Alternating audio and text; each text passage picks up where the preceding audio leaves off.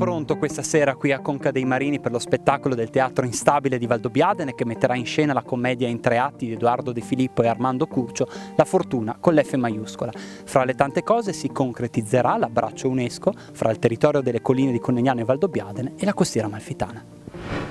Il valore aggiunto della location scelta qui a Conca dei Marini è un paesaggio unico al mondo.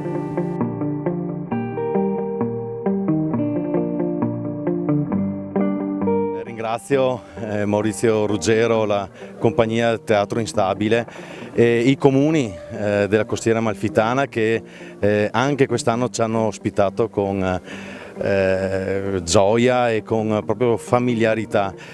Quest'anno abbiamo potuto condividere la gioia di essere entrambi nella lista dei paesaggi riconosciuti patrimonio dell'umanità. Se non ci sono le brave e buone persone, se non c'è la passione e l'amore per la propria terra, non si può capire cosa significhi essere patrimonio dell'umanità e soprattutto non lo si può trasmettere alle persone che vengono a visitare il proprio paese.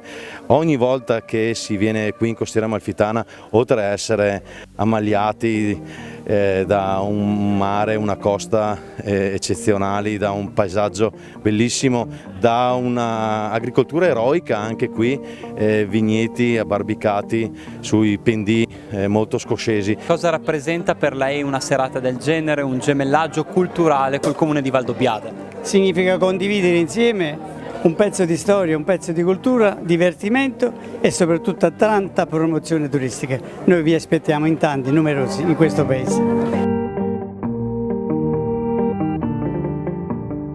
Questa manifestazione rappresenta un po' la sinergia che noi abbiamo creato in questi anni tra queste due terre, grazie all'impegno di Maurizio Ruggiero e all'impegno dei ragazzi della compagnia del Teatro Instabile. Una sinergia che si è poi manifestata in tanti momenti di unione, di incontro. La cultura crea dei momenti di incontro meravigliosi come questo, è ciò che unisce i popoli, cioè trovare degli elementi di umanità e di bellezza comuni. E io credo che la costiera amalfitana e le colline del Prosecco sono veramente accomunate da questa grande bellezza, sono due terre meravigliose. Stasera per tutti noi è stata una grande gioia, soprattutto recitare in questo posto spettacolare.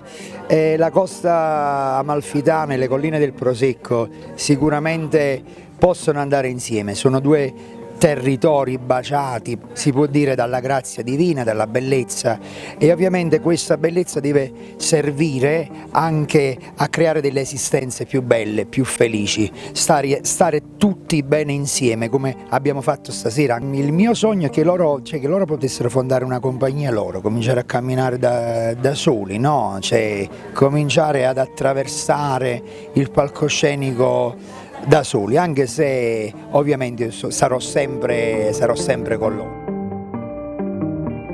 La costiera amalfitana l'abbiamo ammirata di giorno ed ora la possiamo ammirare anche di sera.